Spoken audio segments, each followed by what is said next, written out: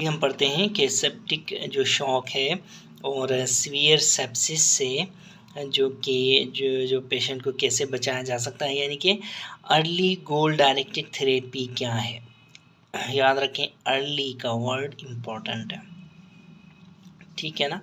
तो इसको पढ़ने के लिए पहले एक क्वेश्चन सॉल्व करने की कोशिश करते हैं। 24 इयर्स ओल्ड एक पेशेंट है जो कि मेल है, उसको नेक्रोटाइजिंग फेशियाइटिस हुआ है जिसकी वजह से सेप्सिस है हुआ है, ठीक है। सेप्टिक शॉक में है पेशेंट, ठीक है।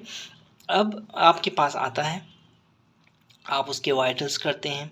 वाइटल्स में पल्स रेट है 120 पर मिनट, ब्लड प्रेशर है 90/50, रेस्पिरेटरी रेट 30 पर मिनट, टेम्परेचर उसका आप मेजर करते हैं 103 आता है, और ऑक्सीजन सेचुरेशन जो है उसकी 98.82 लीटर्स आ रही है, ठीक है। ठीक है ना। तो आप फिर लेब्स करवाते हैं पेशेंट की, ठीक है। ऑक्सीजन सेचुरेशन उसकी 98.82 लीटर्स, लेब करवाते हैं आप, तो लेब्स में WBCs उसकी 25,000 आ रही हैं। क्रिएटिनिन लेवल उसका 0.8 मिलीग्राम्स पर DL आ रहा है। पेशेंट को आप रिसस्टेट करते हैं फ्लूइड्स के साथ, ठीक है। फ्लूइड्स के साथ रिसस्टेट करते हैं, और फ्लूइड्स के साथ जब आप रिसस्टेट करते हैं, फ्लूइड्स देखें, फ्लूइड्स जो है एक बहुत ही इम्पोर्टेंट है सर्जिकल फ्लोर में। फ्लूइड्स का जो है ये पूरी की पूरी एक प्लेलिस्ट आपको मेरे लेक्चर्स में मिलेगी। अब आप रिसस्टेट करते हैं और फ्लूइड्स के साथ, और बीपी जो है रिस्पॉन्ड नहीं कर रहा उस पेशेंट का, ठीक है। बीपी रिस्पॉन्ड नहीं कर रहा despite there is a central venous pressure of 15 millimetre of mercury, ठीक है।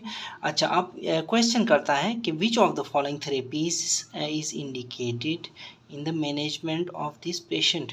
आया आप उसको इंट्यूबेट करेंगे या फिर आप उसको रैप्सी प्रोटीन देंगे। रैप्सी मतलब RHAPC, रैप्सी, recombinant human activated protein, recombinant human activated protein C, ठीक है। आया उसको एपिनेफ्रिन देंगे या नॉरएपिनेफ्रिन देंगे या डोब्यूटामीन देंगे, ठीक है ना। तो देखें कि जो early goal directed EGDT, early goal directed therapy है for septic shock and severe sepsis, ये जो है ठीक है ना, ये जो है ये should be employed for the patients of severe sepsis and septic shock, ठीक है। अब जो SSC है, SSC क्या है? SSC है सर्वाइविंग सेप्सिस कैंपेन, ठीक है ना। इसने जो फर्स्ट आवर में जो सेप्सिस के पेशेंट्स की ट्रीटमेंट होनी चाहिए उसके बारे में अपडेटेड रिकमेंडेशंस दिए हैं, ठीक है। तो इन रिकमेंडेशंस में क्या क्या है ये हम एक एक करके देख लेते हैं। सबसे पहले आपने क्या करना है, सीरम लैक्टेट लेवल्स चेक करेंगे, सीरम लैक्टेट लेवल्स चेक करेंगे, और अगर serum lactate levels greater than 2 millimoles पर लीटर आ रहे हैं इनिशियली, तो आप उसको रीमैयर करेंगे, आप उसको दोबारा मैयर करेंगे, ठीक है। इसी तरह इंट्यूबेट करेंगे पेशेंट को। कब इंट्यूबेट करेंगे? चुपके से हर सेप्सिस के पेशेंट को इंट्यूबेट नहीं करना। अब उस वक्त इंट्यूबेट करेंगे जब पेशेंट हाइपोक्सिक हो, ठीक है ना, पेशेंट हाइपोक्सिक हो, सेचुरेशन गिर रही हो, ठीक है। तो इसमें ABC is followed in the management of shock, याद रखें, ठीक है ना। फिर रैपिड एडमिनिस्ट्रेशन ऑफ क्रिस्टलाइड्स, अब तीसरे नंबर पे हमारे पास क्रिस्टलाइड्स आते हैं, और 30 ml पर kg के हिसाब से आप क्रिस्टलाइड्स जो है वो इन्फ्यूज़ करेंगे पेशेंट्स को, ठीक है। इससे क्या हो सकता है, आपका हाइपोटेंशन करेक्ट होगा, आपका सीरम लैक्टेट लेवल्स करेक्ट हो सकता है। अगर सीरम लैक्टेट ग्रेटर देन 4 हो, ठीक है, और हाइपोटेंशन हो, तो आपने क्रिस्टलाइड देना है, ठीक है, ठीक है ना। और जो मेन जो CVP आपने रखना है टारगेट, आपने 8 से 12 मिलीमीटर ऑफ मरकरी तक आपने CVP रखना है पेशेंट का, ठीक है। देखें CVP के बारे में भी मेरी आपको मेरे लेक्चर में वीडियोस मिलेंगी, ठीक है। मेरे जो है चैनल में वीडियोस मिलेंगी, सही है।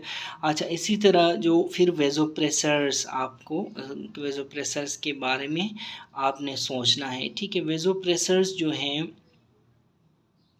इससे क्या होगा, हमारा मीन आर्टीरियल प्रेशर जो है वो मेंटेन होगा। ठीक है, मीन आर्टीरियल प्रेशर जो है वो 65 मिलीमीटर ऑफ मर्करी तक आपने रखना है। और मीन आर्टीरियल प्रेशर का क्या फार्मूला है आपको पता है ना, CO carbon cardiac output multiplied by total peripheral resistance. ठीक है ना। तो फिर 5वें नंबर पे, अगर फ्लूइड्स काम नहीं कर रहे, अगर वेजोप्रेसर्स भी काम नहीं कर रहे, देखिए अभी तक हमने क्या क्या दिया है पेशेंट को, हमने क्रिस्टलॉइड्स दिए हैं यानी कि फ्लूइड्स 30 ml पर kg के हिसाब से, इसी तरह वेजोप्रेसर्स दिए हैं। ठीक है ना। अगर ये दोनों काम नहीं कर रहे तो हमने क्या क्या सोचना है, हमने कॉर्टिकोस्टेरॉइड्स के बारे में सोचना है। ठीक है, ठीक है ना। तो ऐसा पेशेंट जो शॉक में हो, ठीक है, और वो फ्लूइड्स और वेसोप्रेसर्स को रिस्पॉन्ड नहीं कर रहा है, तो उसको हम कॉर्टिकोस्टेरॉइड्स देंगे। अगर फिर हम एमवोस मेजर करेंगे। एमवोस क्या है, मिक्स्ड वेनस ऑक्सीजन सेचुरेशन। ठीक है, इफ़ इट फॉल्स बिलो 70 तो फिर हम वेसोप्रेसर्स तो हमने दिए थे, अब हम आयोनोट्रोप्स देंगे। ठीक है, देखें क्या क्या दे रहे हैं हम, क्रिस्टलॉइड्स, वेसोप्रेसर्स, कॉर्टिकोस्टेरॉइड्स, आयोनोट्रोप्स। एमवोस जो होती है ना, ये ग्रेटर देन 70% होती है, ये परसेंट में मेजर की जाती है। ठीक है ना, सेप्टिक पेशेंट्स में। ठीक है, ठीक है ना। देखें, याद रखें कि जो भी सेप्टिक का सेप्सिस का पेशेंट है वो, उसके लिए एंटीबायोटिक्स AB मतलब एंटीबायोटिक्स देने से पहले आप ब्लड कल्चर्स ड्रा करेंगे। ठीक है, इसी तरह जो empiric broad spectrum antibiotics start करेंगे। 9वें नंबर पे है कि अगर कोई सर्जिकल सोर्स है उस सेप्सिस के पेशेंट का तो आप एलिमिनेट करेंगे सर्जिकल इंटरवेंशन के ज़रिए उस सर्जिकल सोर्स को। ठीक है ना। 10 नंबर पे फिर आपने रैप्सी प्रोटीन के बारे में सोचना है, recombinant human activated protein C। ठीक है, रैप्सी प्रोटीन की इंडिकेशंस क्या हैं, ऐसा patient who has predicted increased risk of mortality यानी कि ओल्ड एज और ऑर्गन फेलियर में हो पेशेंट, तो हम रैप्सी दे सकते हैं ऐसे पेशेंट को। ठीक है ना, यानी देखें ओल्ड एज हो, ऑर्गन फेलियर में हो, ठीक है, रैप्सी दे सकते हैं। फिर वेजोप्रेसर्स, फॉर एग्जांपल वेजोप्रेसर्स कौन कौन से हम यूज़ करते हैं, वेजोप्रेसर्स हम यूज़ करते हैं, देखा मैंने 4 नंबर पे बताया था पहले कि vasopressors to maintain mean arterial pressure of 65 millimetre of mercury, तो वेजोप्रेसर्स हम नॉरएपिनेफ्रिन और डोपामीन देंगे। यही जो है नॉरएपिनेफ्रिन हमारा इस क्वेश्चन में आंसर है। ठीक है, ठीक है ना। देखें हम इंटूबेट क्यों करेंगे, सेचुरेशन देखें उसकी कितनी अच्छी है, 98 पे है। रैप्सी प्रोटीन क्यों देंगे, उसको कोई ओल्ड एज पेशेंट नहीं है, अच्छा ऑर्गन फेलियर में नहीं है, तो रैप्सी प्रोटीन भी नहीं दे सकते। एपिनेफ्रीन ठीक है की जगह में हम नॉर एपिनेफ्रीन देंगे उसको। ठीक है ना, नॉर एपिनेफ्रीन देंगे। डोपामीन हमारे उसमें ऑप्शंस में नहीं है। ठीक है ना।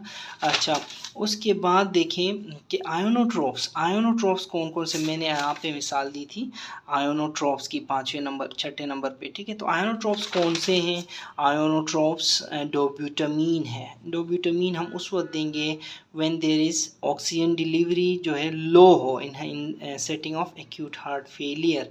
ठीक है, ऑक्सीजन डिलीवरी लो हो तो ये इवन यहाँ पे देखें सिचुएशन ठीक ठाक है पेशेंट की। ठीक है, अच्छा उसके बाद अगर याद रखें एमवॉस जो है ग्रेटर देन 70 हो, याद रखें अगर एम वॉज ग्रेटर देन 70 हो और ये क्या शो करेगी in the setting of shock, साथ साथ में एम वॉज भी 70 है तो इट शोज हाइपोवॉल्यूमिक शॉक। ठीक है, इन सेप्टिक पेशेंट्स, यानी कि पेशेंट को सेप्सिस भी है।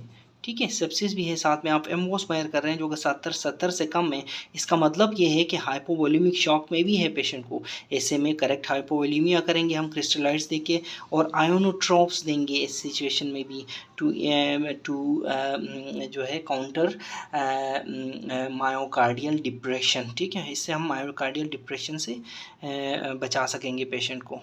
ठीक है ना। तो रैप्सी के बारे में एक और बात फिर ये बात फिर मैं बताना चाहूँगा कि it is not indicated if there is no end organ dysfunction, यानी कि अगर acute renal failure, respiratory failure नहीं है तो आप रैप्सी भी नहीं देंगे। ठीक है।